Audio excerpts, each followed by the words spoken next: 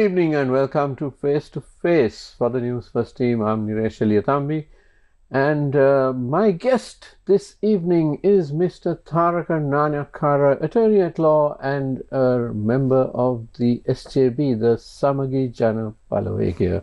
Good evening, Tharaka. Welcome back to the program after some months. Good evening, Niresh, and it's nice to be back. Thank you for having me today. Right. So let's talk about the SJB. We talk about the ruling party a lot.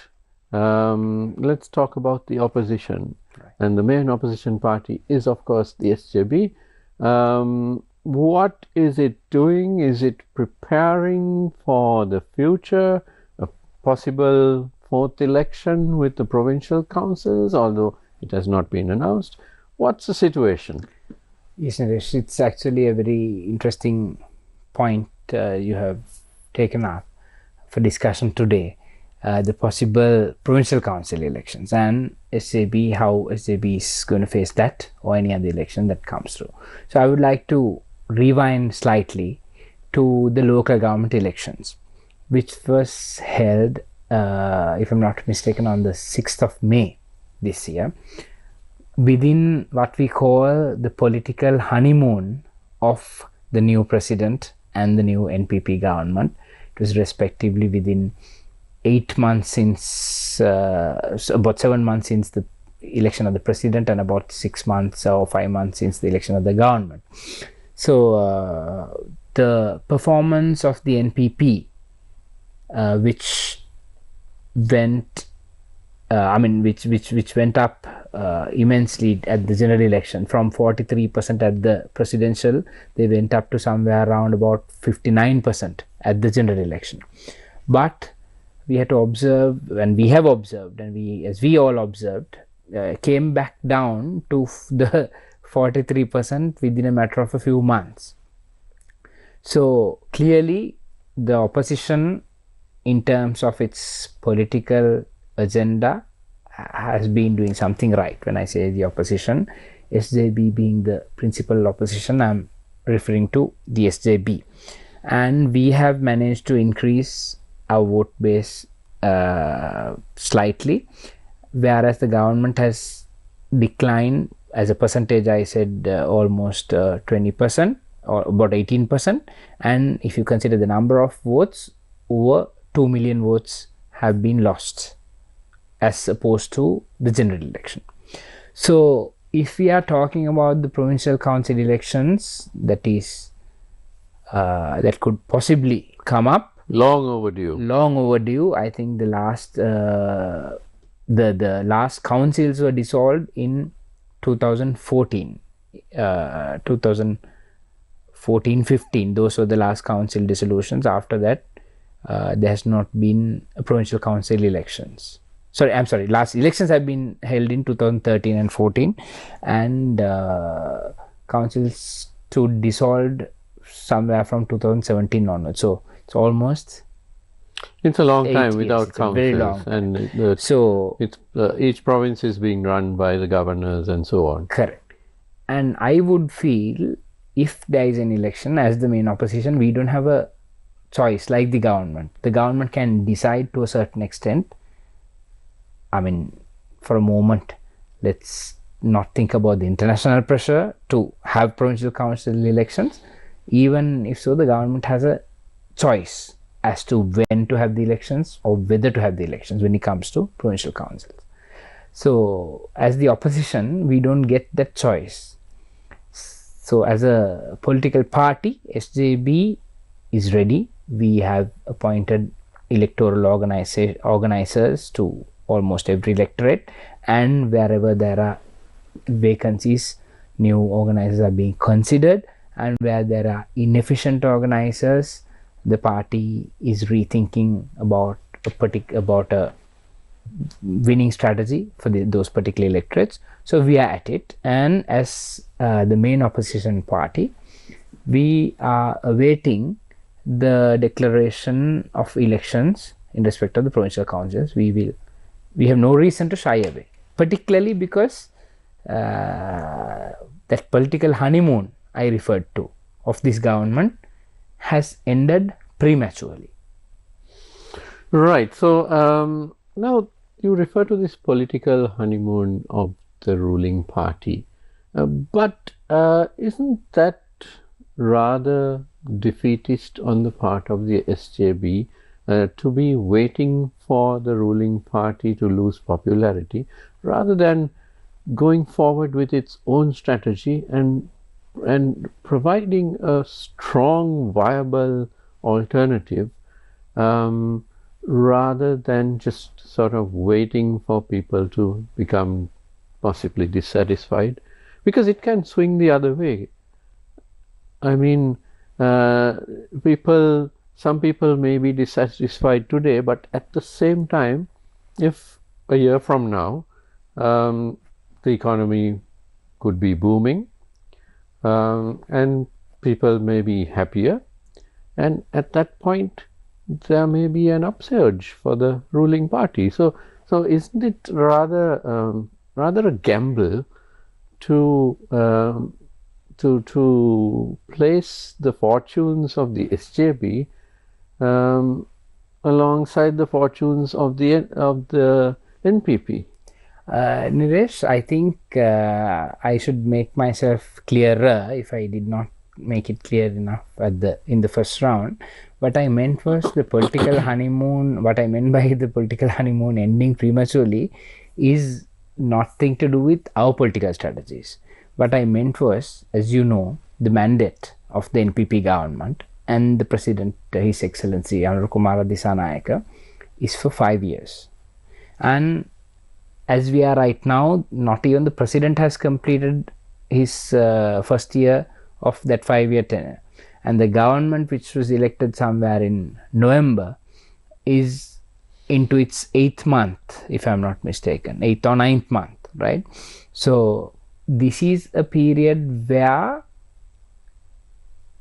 a government in the ordinary form in any democracy is at the hilt of its popularity. What I meant to say is that the popularity of the government, as clearly depicted by the local government elections results, had declined tremendously, and that decline is very premature. But our political strategy as an opposition party does not, and as you very correctly said, should not depend on the government becoming unpopular and waiting until they are unpopular for us to come into power. Because particularly because I believe there is a mandate given to a government, and also there is a mandate given to an opposition. What is the mandate of the opposition? Because we have to look at it from the modern point of view. When I say modern point of view, that is the post Aragale point of view. The people wanted a government which did not have any past blemishes, and they voted the NPP in, and also they voted in the SJB as the principal opposition or the main opposition, which had not, as a political party, governed this country before. And I believe the mandate of the opposition is to oppose any wrong decision or any wrong direction that this government takes, and to give support where it benefits the country. As a political party, SJB has done that correctly. And when we look at last April, if we go back to last April, on the 10th of April or first week of April, President Donald Trump announced his import tariffs. It was 40%, and our President, His Excellency Anurukumara Dissanayake, summoned all party leaders to discuss this. And as a diligent opposition, we did not abscond those proceedings. Mr. Sajith Premadasa, our leader and the leader of the opposition, attended that meeting, I believe on the 10th of April, and gave so many valuable suggestions. And then the government expressed, at least at that point, that those will be considered. I believe those were considered. So these are occasions where we have supported the government. But when there is something to oppose. For instance, the Kotalawala University degree awarding problem, where the government was attempting to restrict local students who are non-military students from obtaining a degree from the Kotalawala Defence University. We intervened.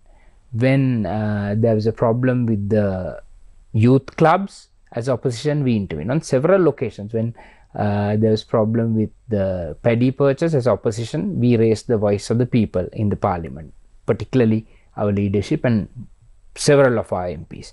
So I feel we are exercising the role expected by this post Aragalaya society to the best of our ability, and we have moved away from the role of a traditional opposition. If not, there were several instances. There were food shortage, there were rice shortages, there was other essential food item shortages. There were several instances where we could mobilize the general public, bring them into the roads and make things difficult for the government. But we did not do that, because the government should also be given an opportunity. The people have chosen them and their mandate expires in 5 years, so we have to give them a reasonable opportunity to, at least if they have no previous experience, as it is the choice of the people, to at least learn on the job. So we have afforded them that opportunity. But I would like to emphasize that all this does not mean that we are waiting till the government is unpopular to strategize about getting back into power. Well, that's good to hear, because an active opposition is, of course, a foundation of democracy. Now, let's talk about the resurgence of the SLPP, which has come up as sort of a third force, and in the local government elections, which you alluded to, they had a much better showing than in the previous two elections. Did that catch you guys in the SJB by surprise? Were you expecting that? And what do you think of the future of that third force? Are all mindful of it? Niresh, very clearly, our principal political opponent at this point is the NPP government and the president. And however, as a diligent political party, not as an opposition, we have to look at every trend that could emerge. Having said that, I want to say that when you look back at the local government election results, yes, SLPP has gained a slight advantage over their dreadful defeat at the general elections, where even Mr. Namal Rajapaksa, who hails from Hambantota district, where his father was twice president, one time prime minister, one time opposition leader, and an MP from 1970, except for the period between 77 and 89, was still reluctant to contest from his own district. He came through the national list. Such was the plight of the SLPP. And I don't think at the ground many things have changed. However, we must understand that most people, most floating voters who voted for former President Gotabaya Rajapaksa would have opted to vote for the NPP government.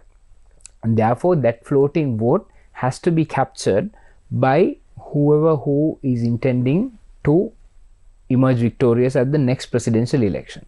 So therefore, right now, I don't consider SLPP an emerging political trend.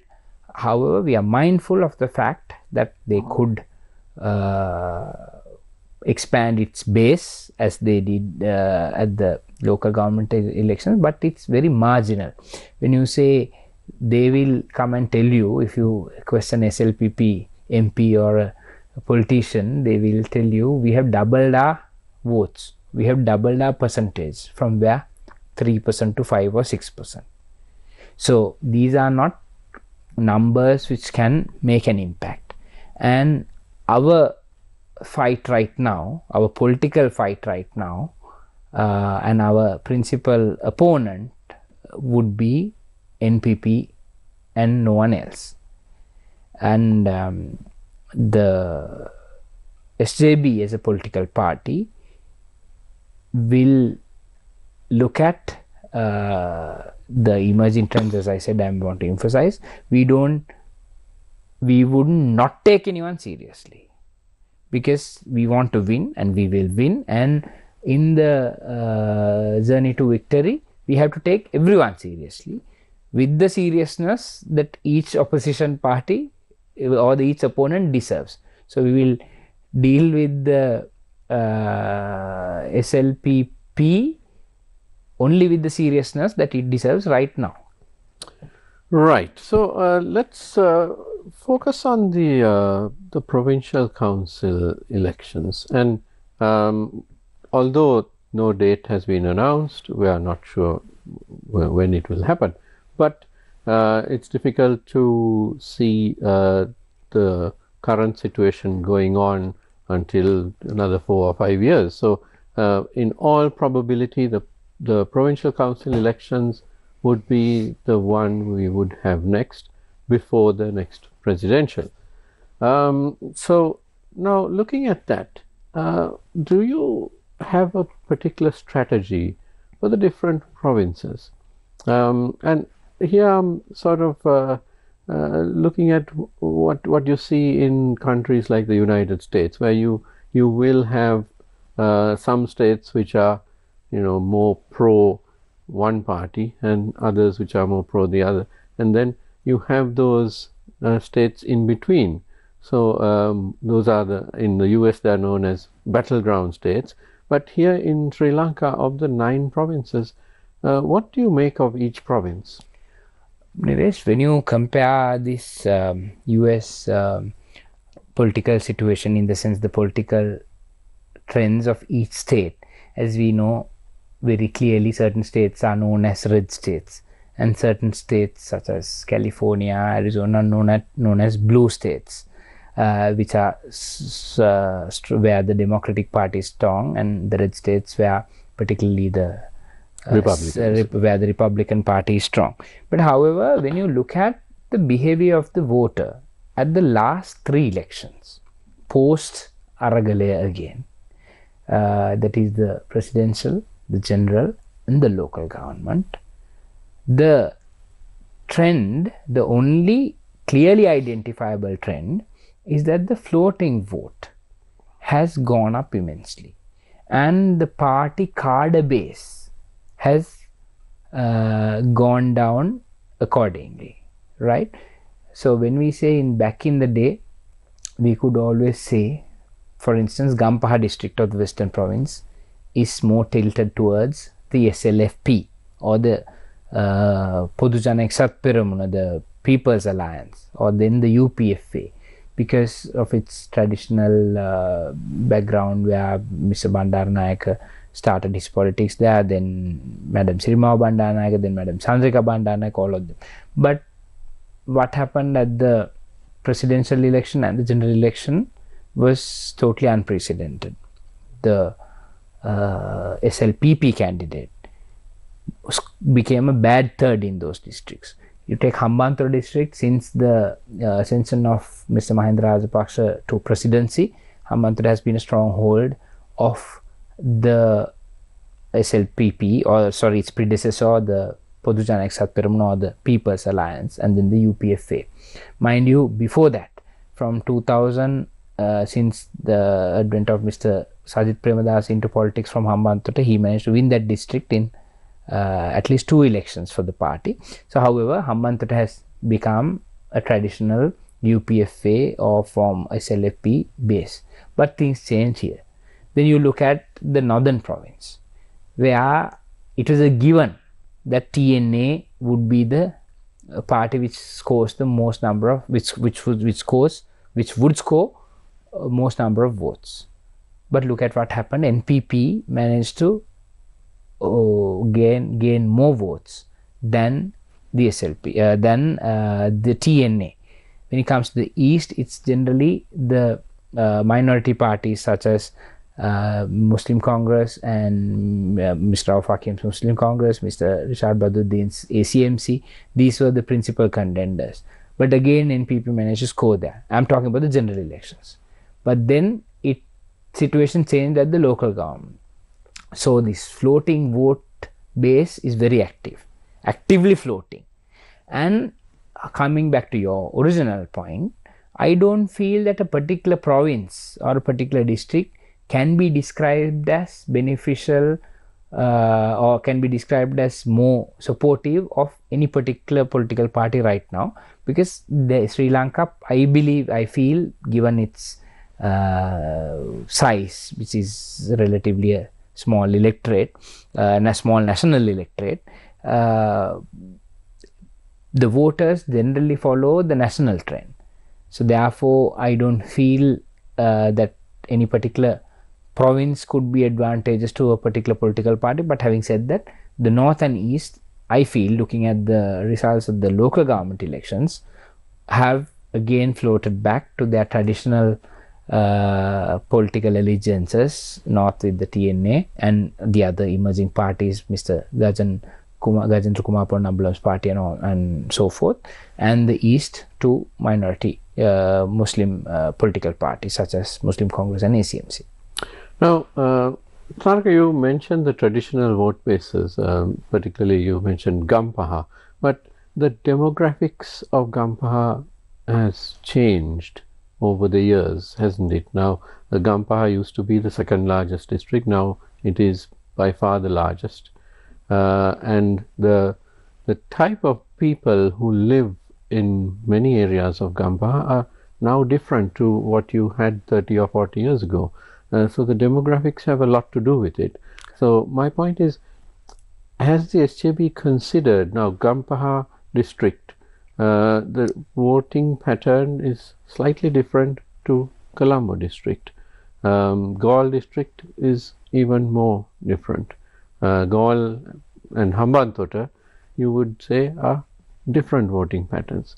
And then of course you have the other districts like Nuwara, Kandy, Badulla. So you have these different demographics which do have a significant impact on the voting trends. Of course, in the end, if everybody wants a government out of power, that would happen. We saw it in the last elections. But generally, you do have these significant differences. So, for example, what would be the SJB strategy in the East as opposed to the strategy in Colombo? Right. Very interesting, Niresh. And I'm not asking for the myriad details of the strategies, but do you all have such strategies mapped out? Yeah. Now, Niresh, I will tell you this much because I wouldn't want to come out with, obviously, you wouldn't expect me to come out with the battle plan, which is obviously in the making, which is not finalized yet, because we are looking at election maybe in 6 months, the provincial councils, if at all. But I will tell you this, I don't completely disagree with you when you say, for instance, Kandy, Nuwara, Badulla are more supportive of the SJB UNP camp than these other districts such as Gampaha or Galle, Matara, Hambantota are more supportive towards the left-tilted camp, say the LFP based camp. That is not completely incorrect, and I don't totally disagree with you.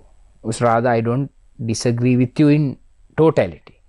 But what I'm trying to tell you is, when we are looking at a national election in future, what I would personally look at, what I would focus more on, rather than those historical voting patterns, the number of votes and the number of votes that will be polled. Now, for instance, a district like Colombo, unless there is a serious national interest in changing the government, the Colombo voters would be slightly reluctant to go and vote, as opposed to, say, the voters in Anuradhapura or Matara or Hambantota.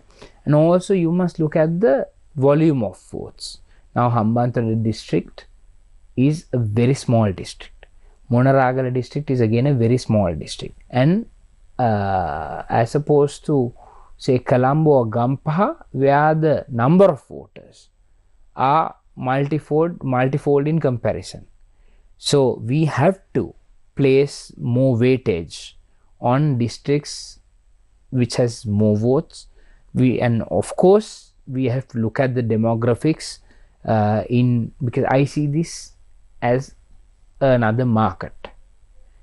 The elections, forgive me for this comparison, but I would say it's end of the day what works is how you market your party or your candidate. So like marketing a product, you have to look at, definitely as you said, that's why I agree with you on that point, you have to look at the demographics of that particular district. What do they want?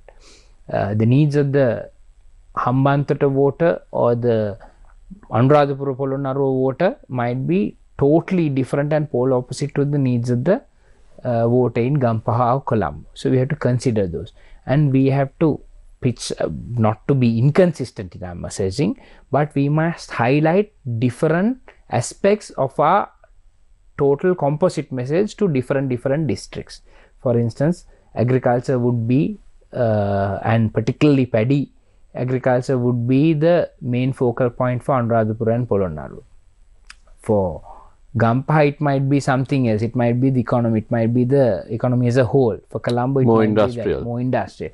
So these things have to be looked at, but whilst, as I said, not disagreeing with you in total about these traditional political allegiances, I feel strategically we have to move forward from those points. That those could be good base points to start discussing strategy, but I don't think election strategy should be based on those historical data dating back to 3-4 decades, because clearly the electorate has changed, the voter has become a floater and the cadre has reduced. So we have to understand those dynamics and devise strategy accordingly.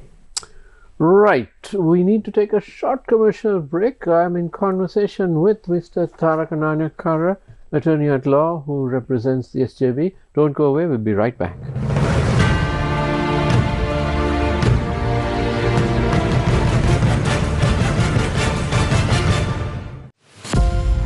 The stage is set. That's the way to start a World Cup! As 8 nations compete for the ultimate prize in cricket. This is unbelievable! With the world's best travelling to India and Sri Lanka in the pursuit of cricketing glory. They have etched their names in history. The ICC Women's Cricket World Cup 2025 begins 30th of September. The representative head of state of Australia, Her Excellency the Honourable Miss Sam Mostyn, Governor-General of the Commonwealth of Australia, the first Governor-General of Australia to visit Sri Lanka, in an exclusive long-form interview with Siobhan Daniel. How can the two nations come closer, in what areas, that we can both reach our goals and achieve our dreams? We do have shared values, and particularly now with the push against corruption, with making sure that everything is done according to the rules-based system. Australia believes very much in the rules-based system of how our nations should work and the relationship with others around the world. Wednesday the 13th of August at 8 p.m. on TV1.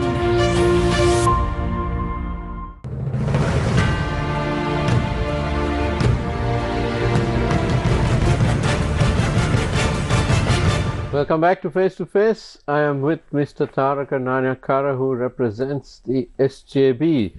Tharaka, let's talk a little bit about the last election, which was the local government election. And one of the issues there is not that the NPP won the majority of authorities, but that the SJB was unable to win the Colombo Municipal Council, which has always been with the UNP or SJB in some aspect. You know, that voting block. Again, Colombo has a particularly different voting block to the rest of the nation. Was it a big blow, or is it something that the SJB is going to take in its stride? Niresh, Colombo Municipal Council, as you correctly said, since UNP was introduced into the political arena, has been under the control of the UNP, except on one occasion, I believe, where Dr. N.M. Pereira was the mayor for a brief period, I think for a span of a few months. But when you look at this election result,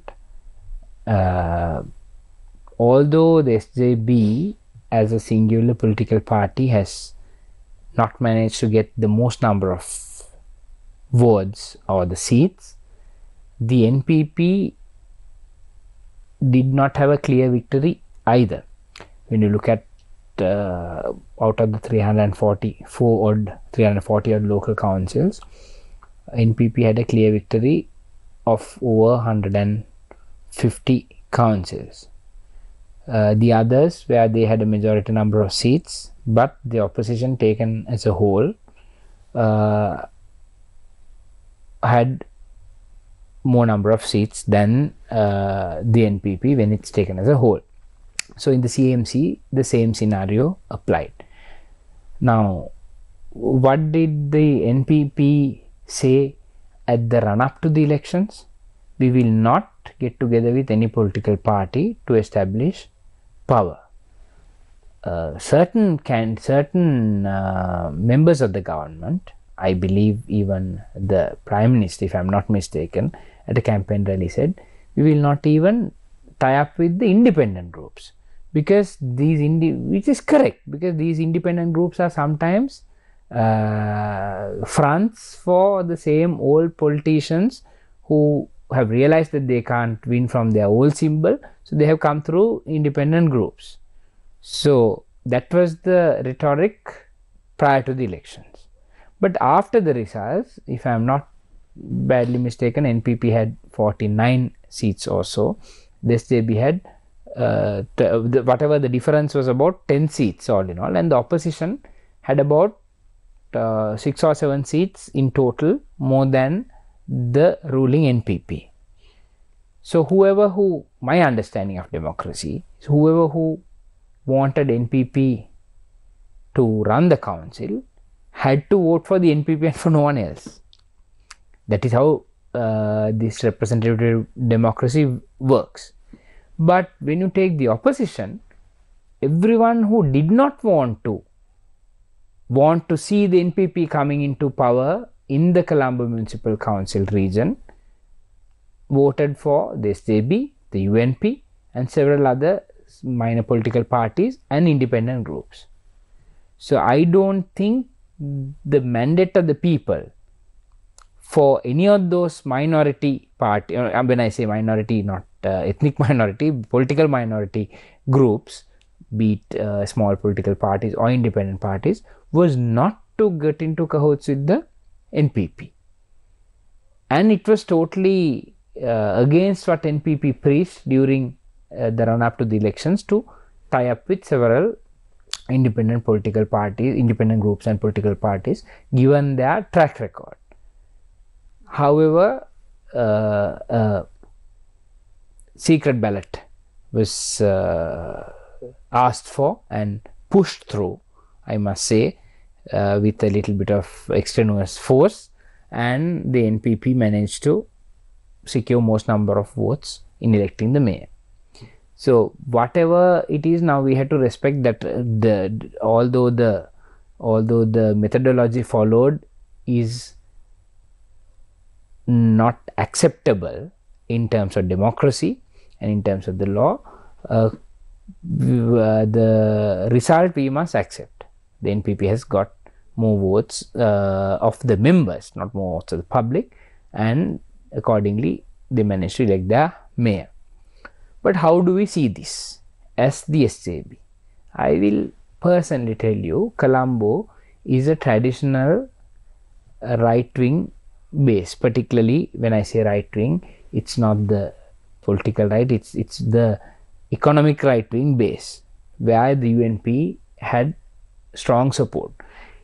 It's not only the Colombo 7 voters, the economically strong, but also the poorest of the poor, who sometimes stay out, take turns in sleeping in their small houses or the shanties. I'm sorry to use that word, but that is the reality. So that base had not totally been eroded, because the UNP and the SJB taken together with a few other votes could have made the council. However, with the secret ballot, we do not know what underhand or what backdoor arrangements were made, with whom, and which political parties or with which individuals. We are not aware, and it won't come to light right now. But I will only say this, whilst wishing all the success to the newly elected mayor and the deputy mayor and the council, I will only say this: this is like a hanging parliament. It's like a hung parliament. It's a hung council, and according a hung parliament, not a hanging parliament. Not a hanging parliament. It's a hung council. So the balance can tip this way or that way. And under the local authorities law, if the mayor does not manage to secure sufficient number of votes to pass a budget, not in the first year, but from the second year onwards, you can present the budget yet again to the council. If it's defeated twice, out the mayor goes. So nobody should rejoice too much on this slight victory. Things can change, because the political climate of this country could change to the disadvantage of the government, as we already see certain signs. So things can change. So CMC is an important bastion, no doubt, and we have as a camp, when I say as a camp, the SJB, UNP, that total the traditional green camp has lost power. No two words, I don't want to mince my words, but that is not a clear-cut defeat for us, nor a clear-cut victory for the government. And we will, as an opposition, we will vigilantly observe how the NPP performs in power, and not like the parliament. Here the balance, as I said, can tip either way. Right. You mentioned the SJB and UNP. Now this is one of those issues which has vexed many people for the last 3 elections, because there was a school of thought which said that if these two parties combined in some form through some alliance, that their candidates would stand a much better chance in the presidential, in the general election, and of course in the local government election. But we didn't see this happening. There were some discussions for the third election, the local government, but in the end it didn't come to fruition. What is the situation now? Are there any moves to combine as an alliance in, because let's just assume that early next year you have the provincial council election. Is there any possibility of the two parties and other right-wing parties getting together?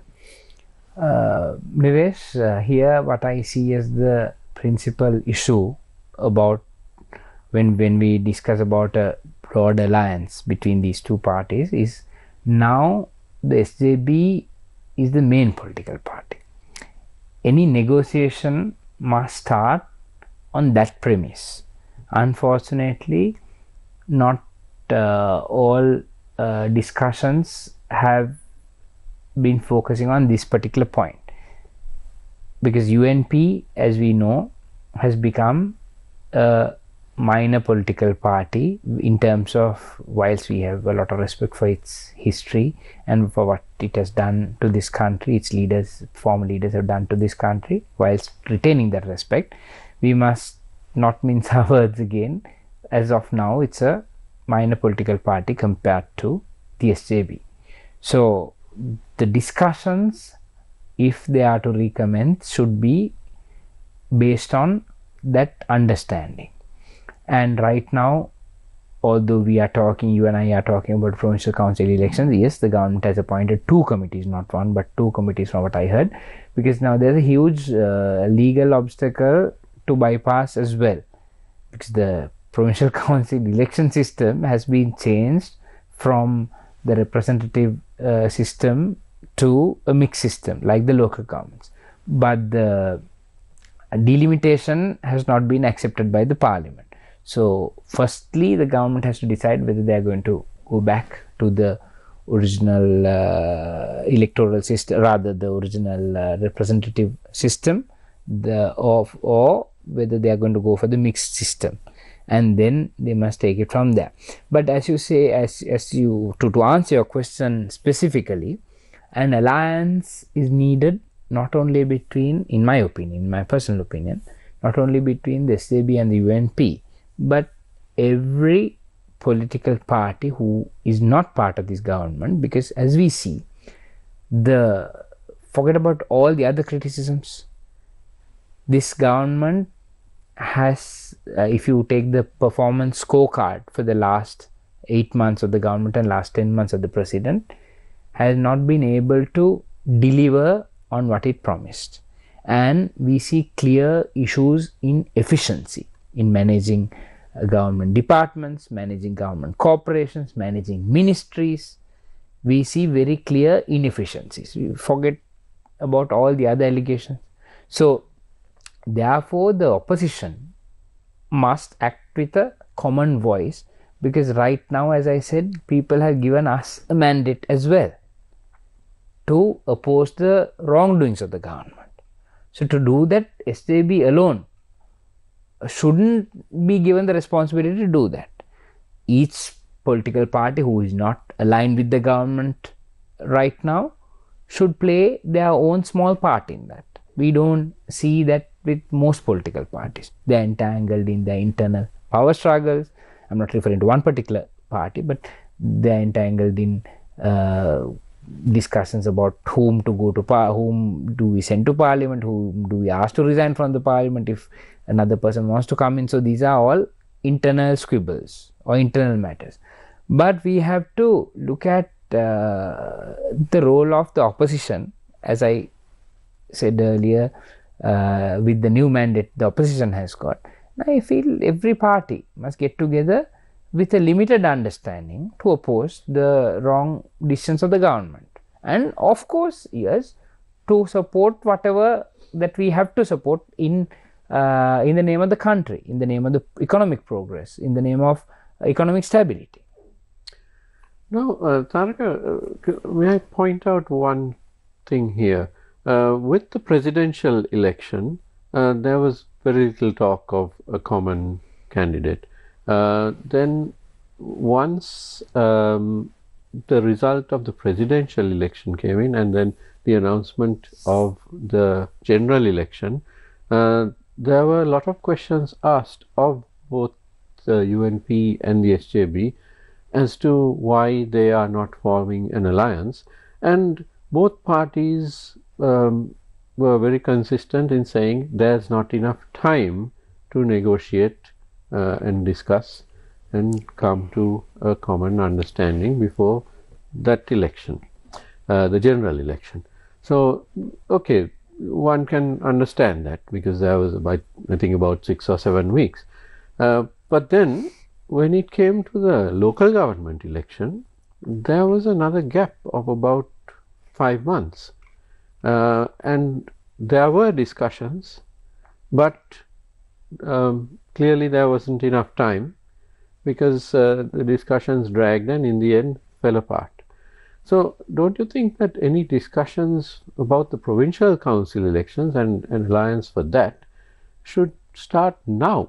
Because if the government announces tomorrow that the PC elections are in January, you all are going to get caught on the wrong foot again. When I say you all, the two parties, SJB and UNP, where you haven't even started discussions. So what's wrong with actually starting to discuss? Correct, Nilesh. I think I have to agree with you there, because if we are to even have a broad understanding, say on a limited agenda, say forget about contesting together, that can come later, but to how to work together, because it's not without precedent. When former President Mahinda Rajapaksa was in power, when he was wielding absolute power, if I may say that, the opposition parties got together. Even the JVP, there was no NPP back then, even JVP was part of those discussions, and they together supported a common candidate in 2010 openly, General Fonseca's candidacy. In 2015, Maithripala Sirisena's President Maithripala Sirisena's candidacy was not vehemently opposed, at least was not vehemently opposed by the JVP. So there have been precedents. So you're right. I think I have to agree with you. These discussions must commence. It should not be whether we are going to run together for an election or under which symbol we have to run. Those things can come in later. But we must reach a basic understanding as to how and whether we are. If we don't agree, we don't agree. So we have to initiate those discussions, and I think timing is right to do that. And another point that I'd like to make, and we are almost out of time, is that if it is a presidential election, it's easy enough for parties to decide whom they are going to back, and there is a broad political alliance. But when it comes down to local government elections or provincial council elections, there are so many details to work out in each council. What is the scenario going to be? Which parties will be given how many seats, and so on. So it's much more complex, isn't it, when it comes down to a local government or a provincial council election, which requires a lot more discussion. Correct. It is indeed, because particularly you have to agree which party would get what number of candidates, because the lists are limited. Then, for instance, Goal district, there will be 26 slots. So if two political parties are coming together, we have to see under what formula which candidates you're going to field, and what formula would be applied to divide the number of slots. And that scenario in Gaul district would be different to the scenario in the Putlam district. Correct. The other second political party might have slightly more of a standing in one particular district than the other. So all these factors will have to come into play, and that's why I said we must first get our principal agenda right, the discussion, the principal points right, whether we really want to do this. And then if both parties, if the decision making bodies of both parties or any other opposition parties think along the same lines, you can work out anything. Because when you look at 1994, Mrs. Tharaka Nanayakkara's Podujana Eksat Peramuna, or the People's Alliance, that had at least over 15 political parties. I don't remember the number correctly, but I think it was 17 to 15 political parties. And some parties were not even represented in their they had 94 seats. They were not even represented in there or in the national list.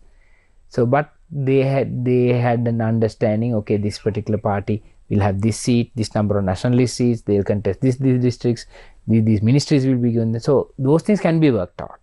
But it takes time. It takes time. But what I'm saying is, what I'm trying to impress upon is, or to highlight is that first you must come into a general understanding that we are going to do this. Then the other things will nicely follow. Well, the sooner that happens, I think the clearer the political scenario will be. And I'm afraid we are out of time. My thanks to Tharaka Nanayakkara, attorney at law, and he represents the SJB. Thank you very much for being with me this evening, Tharaka. Thank you, Niresh, and thank you, MBC, for having me. And it is, as always, a great pleasure joining your program. Thank you. Right, and thank you to you at home for watching. Don't go away because the news is coming up next. Have a great evening and take care.